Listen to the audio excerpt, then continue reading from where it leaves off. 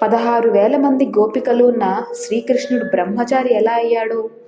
మహాభారతం చదివిన వారికి ఎవరికైనా కూటక బ్రహ్మచారి ఎవరు అంటే కురు పాండవుల పితామహుడైన భీష్ముడు అని తెలుసు. ఒకసారి ధర్మరాజు ఏదో పుణ్యకార్య నిమిత్తం ఒక జీవితకాల బ్రహ్మచారి అవసరమై భీష్ముడి దగ్గరకు వెళ్ళాడు. తన వద్దకు వచ్చిన ధర్మరాజు యొక్క ఉద్దేశ్యాన్ని తెలుసుకున్న భీష్ముడు ధర్మరాజుతో ఇలా అన్నాడు: నాయనా, నేను నా జీవితకాలం అంతా బ్రహ్మచారిగానే గడిపాను. ఏ స్త్రీతోనూ నాకు శృంగారపరమైన సంబంధం లేదు. కానీ ఏదో ఒక సమయంలో నిద్రలో నాకు వీర్యస్ఖలనం అయి ఉండవచ్చు. వీర్యస్ఖలనం అయిన వారికి బ్రహ్మచారిగా యోగశాస్త్రాలు అంగీకరించవు.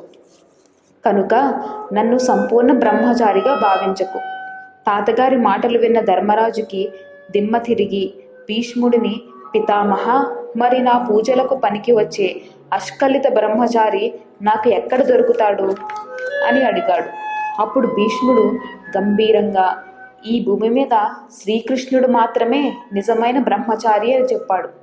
తాతగారి మాటతో ధర్మరాజుకు విపరీతమైన ఆశ్చర్యం కలిగింది.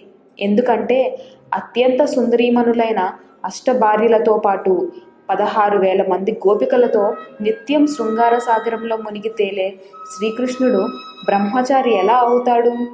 ధర్మరాజు మనోభావాన్ని అర్థం చేసుకున్న భీష్ముడు ధర్మరాజుతో, నాయనా, శ్రీకృష్ణుడు ఎంతో మంది భార్యలతోనూ మరియు ప్రియురాళ్లతోనూ సంభోగం జరిపినా అతడు ఏనాడు వీర్యస్ఖలనం పొందలేదు.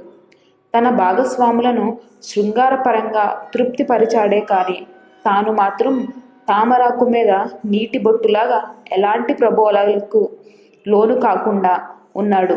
కనుక శ్రీకృష్ణుడు మాత్రమే నిజమైన అష్కలిత బ్రహ్మచారి అని చెప్పాడు.